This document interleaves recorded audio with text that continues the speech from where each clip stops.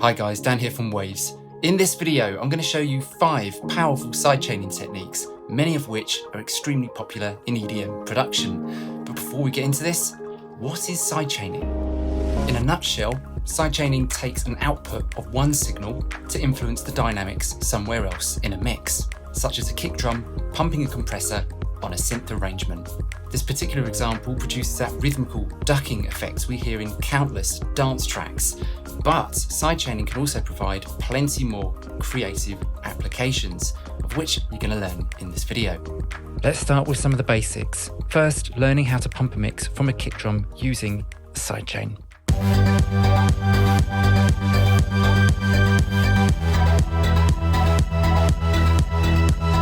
Now, we've all heard this effects before. The results are powerful, but fear not, this isn't difficult to produce. Let's run through it step by step. First, you'll need to locate your kick drum track, as this will be the driving force of that pumping effect. If your kick drum is part of a loop or MIDI performance, you'll need to separate it out onto its own track. Now, the kick in this mix has its own channel, which needs to have a copy of its output routed out. To do this, all we do is simply insert a mono bus on one of the sends. As you can see, I've got here, I've named it Pump FX. Now, the level of the bus needs to be set to unity, and pre-fade also needs engaging. Pre-fade is important as it allows us to change the level of the kick drum down here on the main mixer at any point in our mix without ever affecting the behavior of the pumping. After you've got this set up, you'll need to work out what track or set of instruments you want to pump. In this mix, I've got 3 synths that I want to process. These are all outputted via a stereo bus, 3 and 4 in this case, brought in on an input on an available stereo auxiliary track. For those that don't know, this style of routing is widely regarded as either a submix or mix bus. And it's this submix that I've got a compressor on, which features a sidechain key input. The compressor I'm using in this demonstration is Renaissance Compressor, which has all the controls you need to get this EDM pumping effect going. Now, do you remember that bus that we just set up here on the kick drum, Pump FX? This now needs to be routed into the key input here on the R comp, which is on the synth submix. We can do that very simply up here, down to bus, and there it is, Pump FX. And that's half of the hard work done. Next, we need to dial in some compression values to get that pumping sound working. Threshold and ratio here both determine the depth of the pumping, while the 2 controls at the bottom here, attack and release, are all about timing. Think of both of these as 2 simple questions. Attack, how fast do you want your pumping to kick in? And release, how fast do you want to hear your instruments again? Before we play around with these, I do need to mention that some compressors provide an ARC feature, which stands for Automatic Release Control, which is a useful mode to have if you're not confident with setting release timings. But for this application, you'll want to disengage this, have it on manual, as it's best to have full control over your release to get the timing of your pump to sound just right for your mix. So let's bypass the compressor quickly, listen to the mix before the pumping, bring it back in, and have a little play around with some of these settings.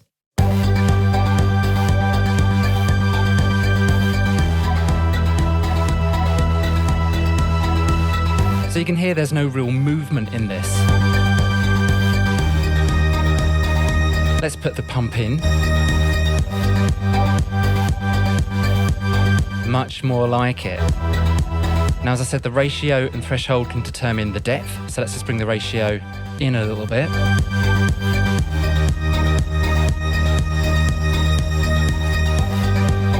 The threshold up. Exaggerate it a bit. Attack and release. Let's play around with the release first, because I think you're going to hear that more clearly. Let's slow it down. Kind of swings the rhythm a little bit. Speed it up. It's a bit more immediate. I like it in between personally, so you've got a bit of a bounce.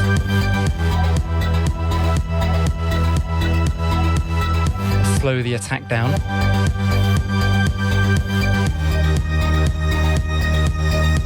Before.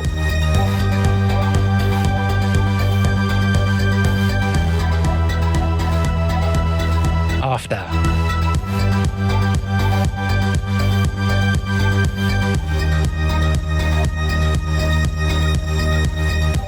if this feels like a few too many steps for you, then there is a simpler way of getting this pumping sound in your mix using a different plugin, being One Knob Pumper, which does exactly what it says on the tin. It completely does away with routing, buses, sidechaining, compressor values. Instead, it just provides very simple controls that simplify this effects. All you need to do is insert this onto a track, or in this case, the synth submix. And, well, let's take a listen.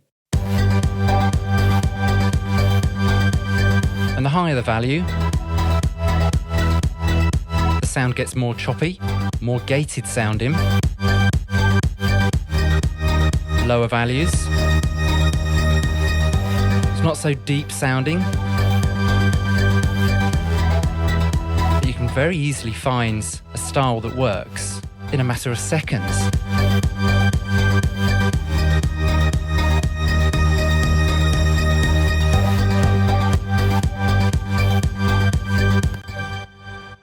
But there is one slight drawback with using One Knob Pumper. It assumes your mix is based around a 4 to the floor pattern, such as the kick is in this mix. Now you can change the pulse of the pumping down here, but if your kick patterns don't follow a basic pattern, such as a 4 to the floor, or hit sporadically, you will need to follow the sidechaining workflow I mentioned before. So let's move on and learn how to sidechain some reverb and delay effects. Let's take a listen to this isolated snare drum. It's got a nice tone, it's got nice impacts, but what if we add some reverb to it?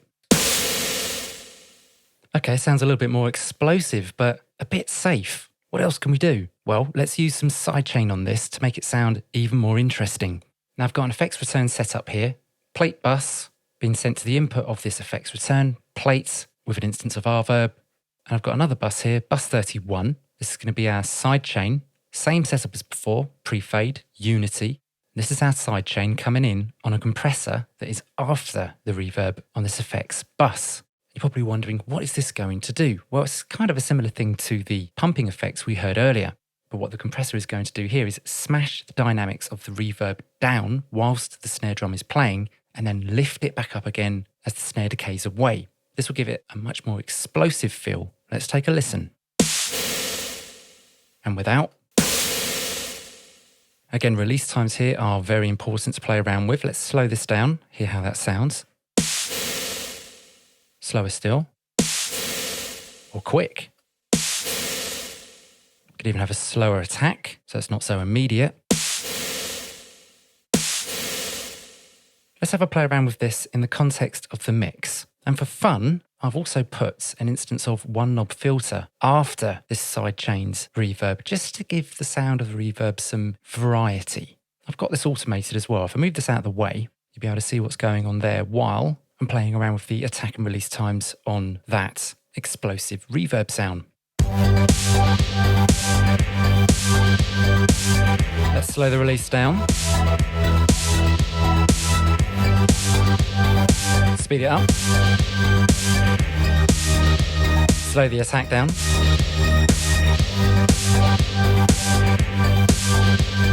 Timing doesn't really work there. Let's speed it back up. Let's play around with the depth. And without.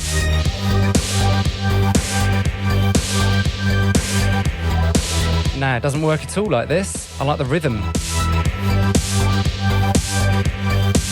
Works much better this way. Now, with this style of sidechain, you can also substitute reverb for delay. So on this guitar, I've got the same sort of thing set up, an effects return. H delay is my first effects on the effects return, followed by, again, Renaissance compressor. Bus 14 is my sidechain input. Bus 14 on this guitar, set up exactly the same way, pre-fade, unity. Let's take a listen to this guitar.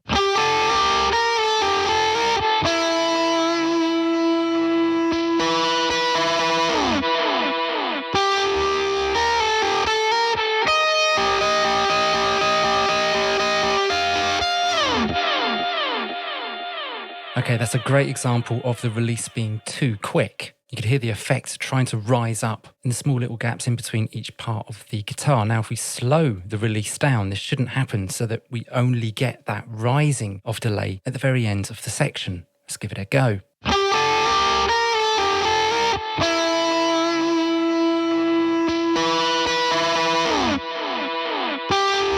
Much better.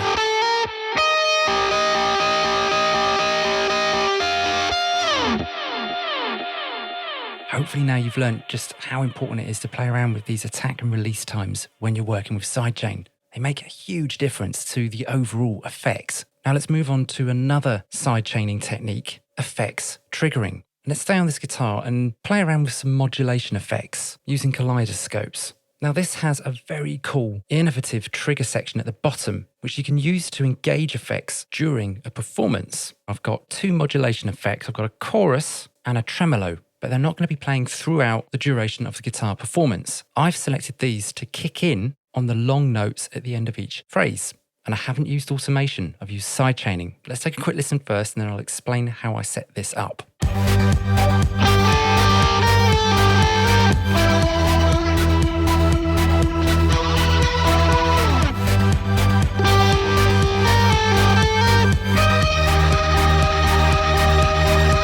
And without.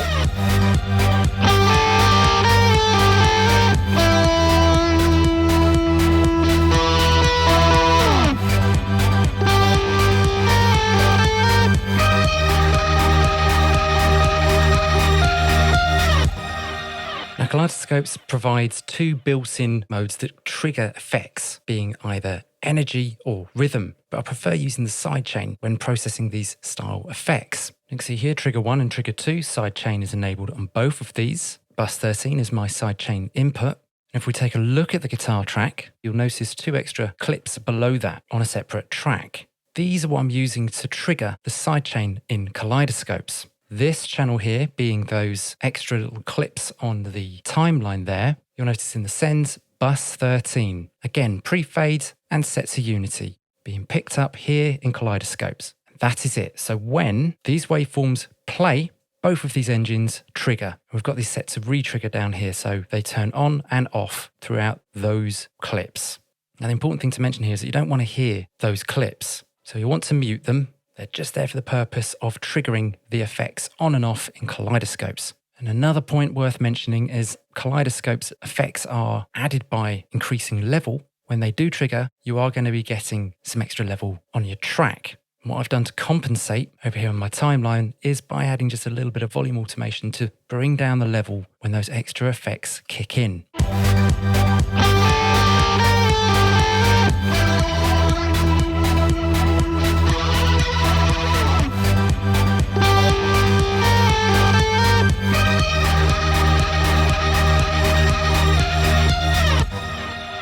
Okay, let's move on to another sidechain application, this being dynamic EQ ducking. Sometimes a mix can get a little bit overcrowded, often due to competing frequencies, which can make it difficult for us to place certain tracks in a mix. Traditionally, this is where EQ can help. Now, if we have quite a few frequencies in and around, let's say the 3K area on, say, this synth part, and we had another instrument which had quite a lot of upper range information as well, we could pull down this range on the synths to leave a little bit of room for those other instruments to cut through. Many engineers describe this kind of workflow as carving out space. While it works, it does have one small drawback, and that is that this move, for instance, is a static move, meaning it's just going to stay like this throughout the duration of the mix. Now on these synths, that might make it sound a little bit too dull. Let's put this to work. Let's make a little bit of room for that electric guitar by bringing down this range here on the synth submix, then just leaving this band as it is.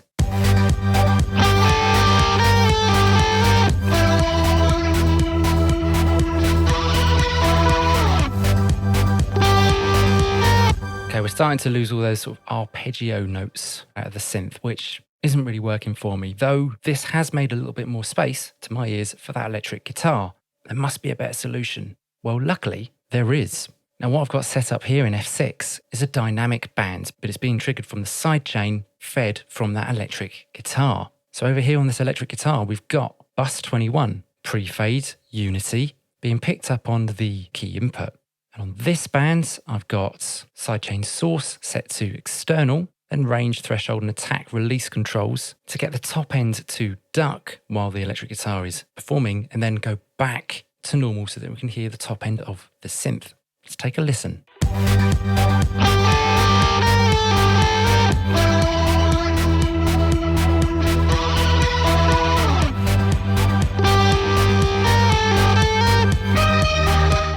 listen for the top end and the synths.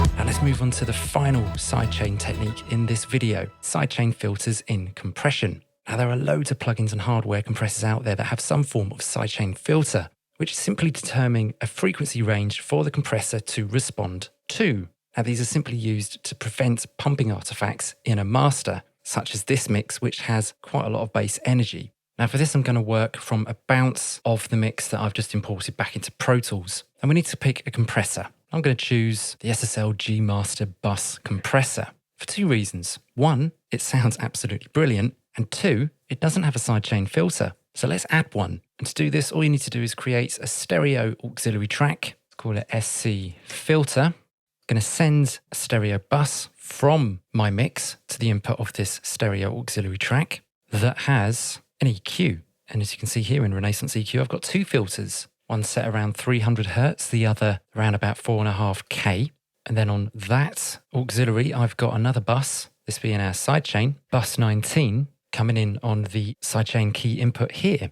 Now, before we do anything, we need to make sure that we've got this auxiliary muted. We don't want to hear it. The purpose of this auxiliary is just to send filtered audio through into the sidechain input of this compressor, because what the compressor is now going to be listening to is just this information. Anything below this filter or above will not influence the compressor. It won't be heard by the threshold of the compressor. So let's take a listen to the compressor without the sidechain, and then we'll put it back in again. I'm going to overcook this a little bit so you can really hear what this is doing. Listen closely for what the kick drum is doing to this compressor, and also look at the needle as well.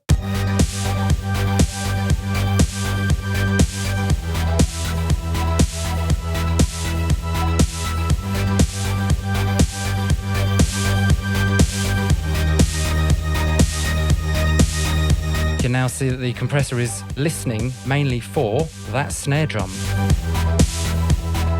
But it's still compressing the full bandwidth of the mix. But it sounds more open than this.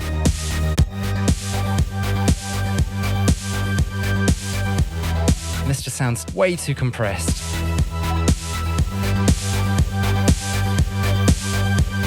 This just feels a little bit more open and transparent. Yet we're still getting some fairly decent gain reduction. And with this as well, you can also play around with it. You may not want a low pass filter in at all. Or if you've got some really low subs, you might only just want to make sure that the compressor isn't listening to those. It's completely tweakable.